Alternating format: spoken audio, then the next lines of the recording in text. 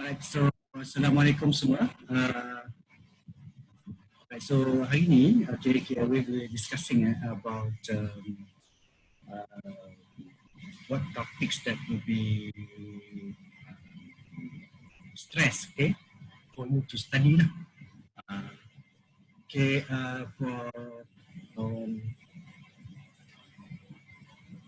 for the beginning that we have covered, okay, the calculation. Remember last class.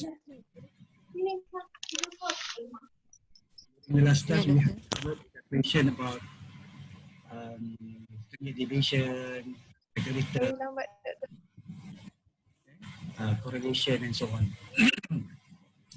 And then we put the two set portfolio, okay, between bonds and also stocks. Okay, what will be the so the standard deviation for the portfolio. Okay, so how many percent for bond, how many percent for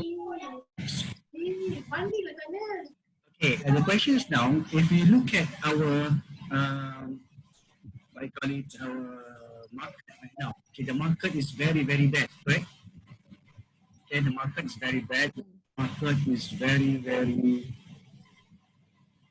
downward. So we have a very, I think, okay, sure, hold on. I like to share my screen.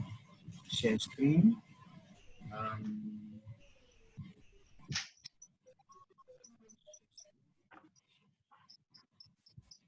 Can you see my screen now?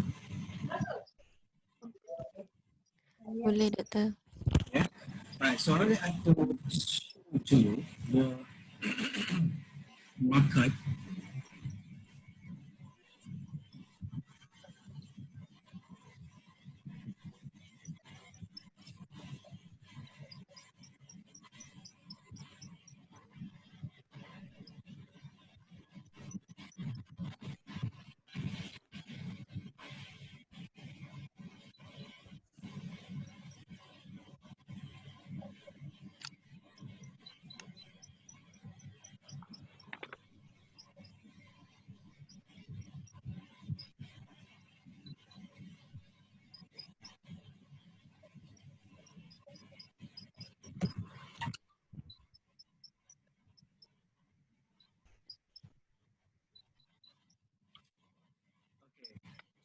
This is the major index. Okay, I'm opening on investor.com. Okay, major index. You can see that this is the major index.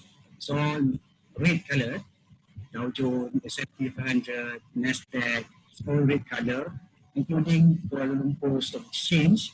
However, today we have like a technical rebound. We have a green index for today. Right, so that is actually a technical rebound. Okay, we don't know yet when it will be the final, okay, movement downwards. So if you look at major index, and then this one is index futures. All right, futures. Do you know what's futures?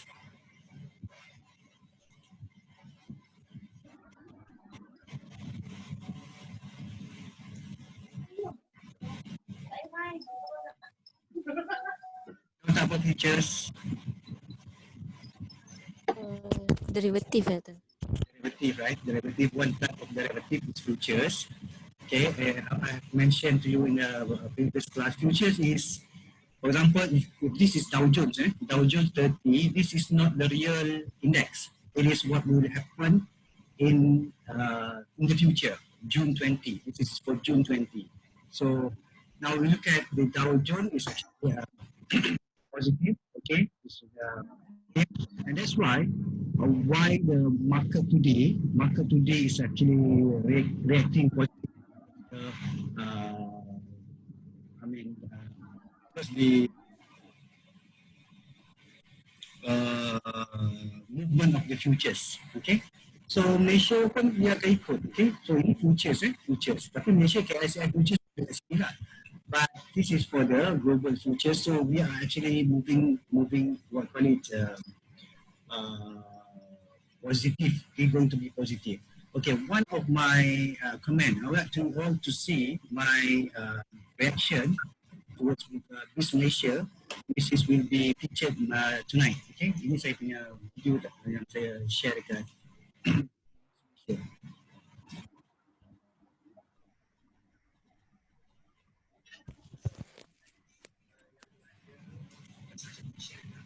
Okay, sekejap. Can you listen to that? Not really.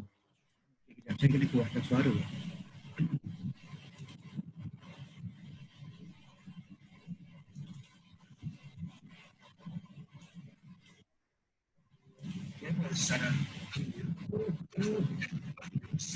Okay, tak?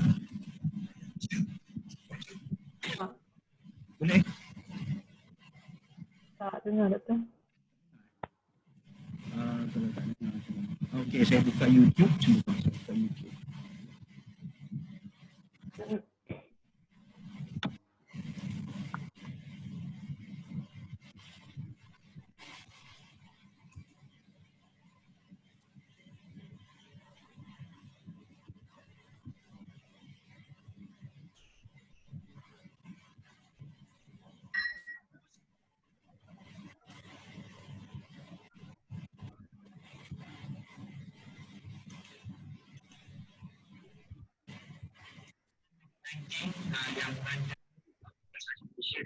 Okay, tak? Boleh dengar ke tu? Saya buka sekali lagi.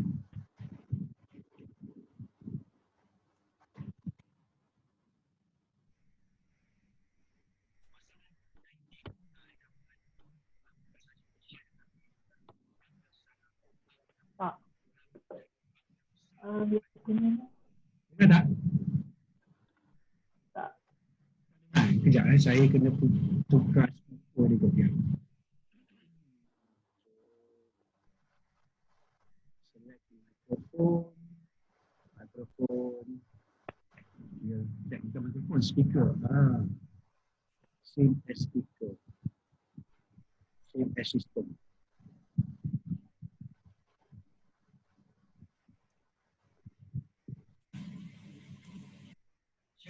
Sebagai contohnya kita diberikan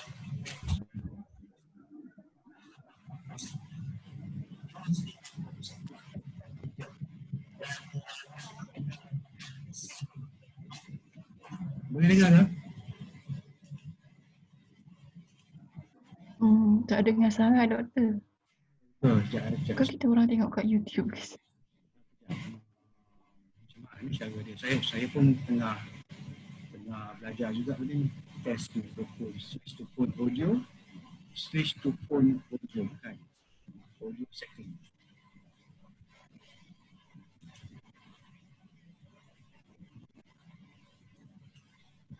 Test mic.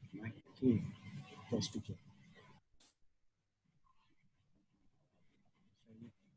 Okay.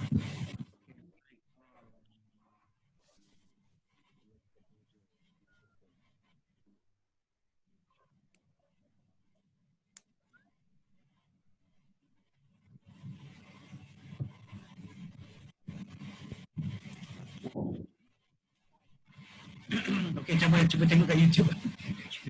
Cuba tengok kat YouTube. Tak mahu lah. Ya. Biasa pakai ni. Ini saya check. Saya ada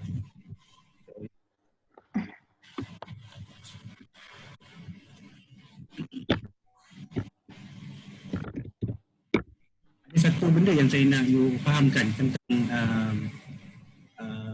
pergerakan pasaran.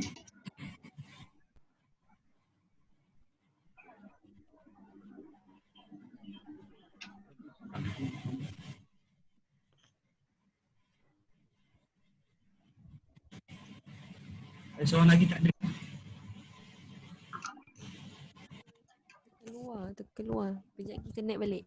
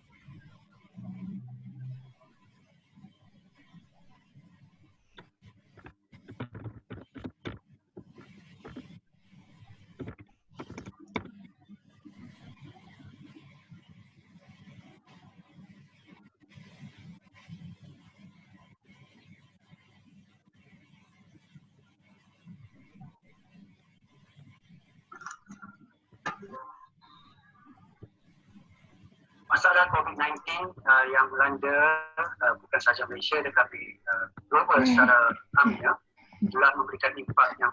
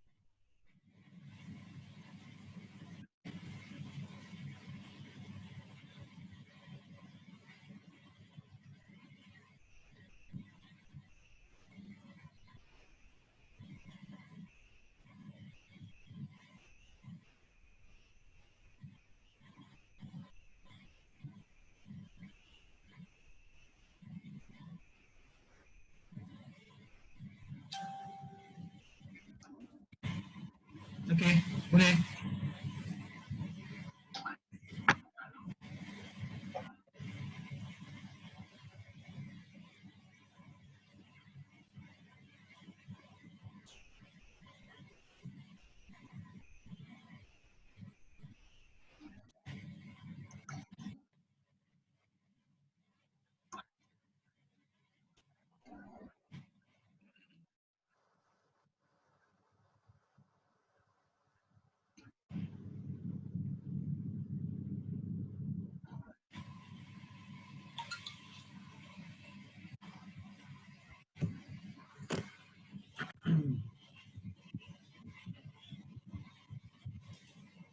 Boleh ya? Pak, dah. Have you?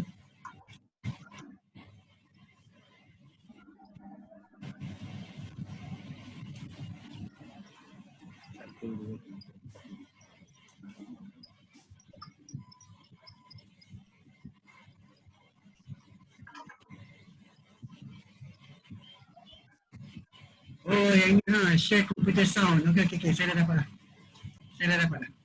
Okey, sekejap okey. Yang akan saya berikan sebentar lagi. Pertamanya ialah ini juga berkaitan dalam sistem makroekonomi di mana kita melihat kepada konteks hutang negara dan juga kepada hutang korporat yang akan memberikan bebanan apabila sebagai contohnya kita tidak dapat memperolehi pendapatan sewaktu perintah kawalan pergerakan ini dilakukan. Justru itu kita akan melihat bahawa kadar pertumbuhan ekonomi akan mengalami sedikit kemerosotan dan ini akan mungkin berbentuk shape U, berbentuk U, iaitu adalah kes yang terbaik lah. Kalau ianya tidak berbentuk U, dia akan berbentuk L. Dan ini kita tidak mahu bahawa kadar pertumbuhan negara, pertumbuhan ekonomi negara harusnya perlu kembali pulih pada kuartal ketiga ataupun keempat. Seterusnya kalau kita lihat pada industri-industri yang terlibat, yang secara yang sudah kita ketahui, industri yang terlibat yang secara terus adalah industri pelancongan, industri penerbangan, industri peruncitan dan sebagainya. Tetapi apabila PKP, Perintah Kawalan Pergerakan ini dijalankan, maka ianya akan melibatkan kepada industri-industri lain seperti industri perkhidmatan, industri permotoran, industri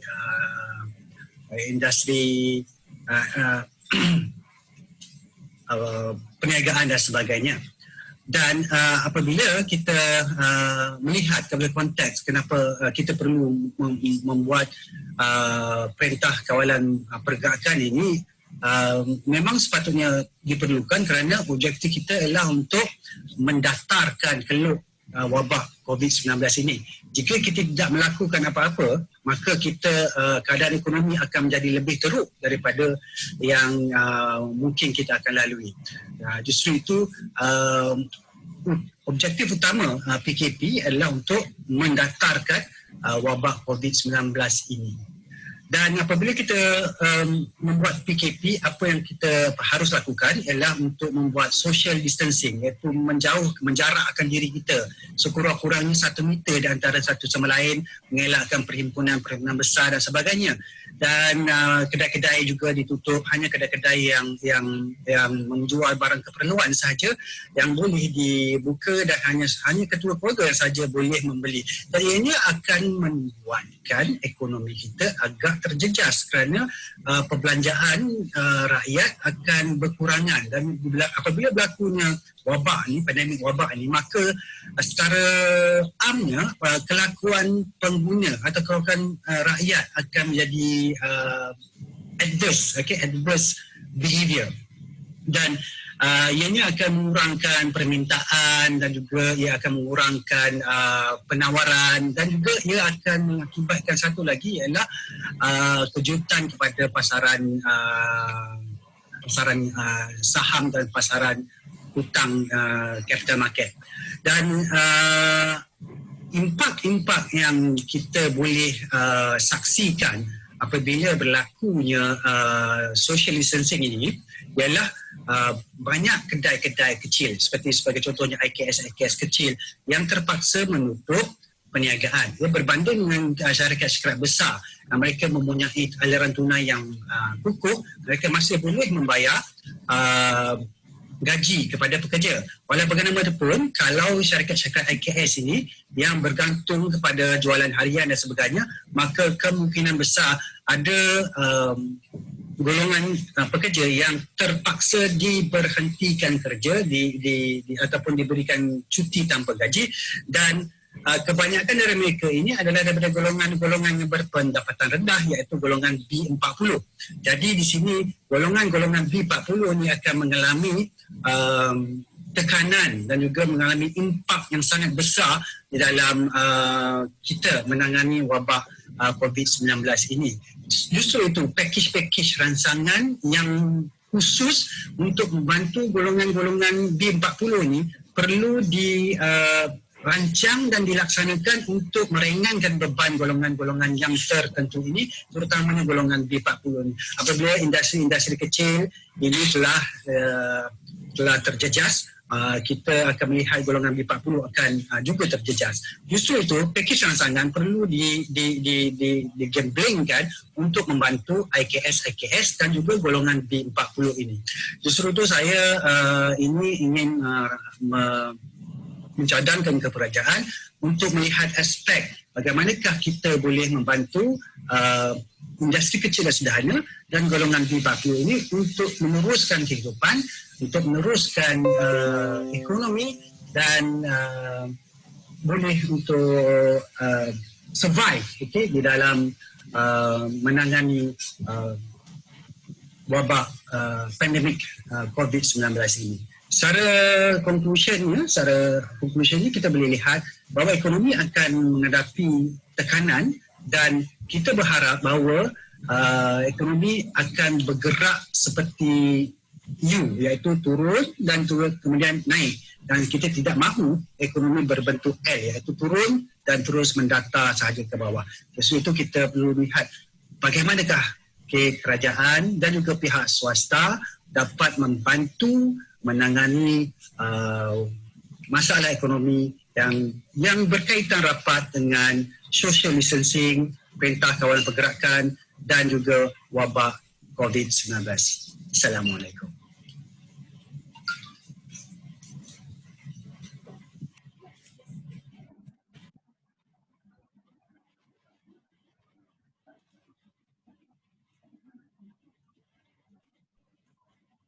Pasaran saham menawarkan keandalan, risiko. Kita punya Zoom ni habis masa. So kita kena buat satu lagi meeting Okay. So saya end meeting dulu ya.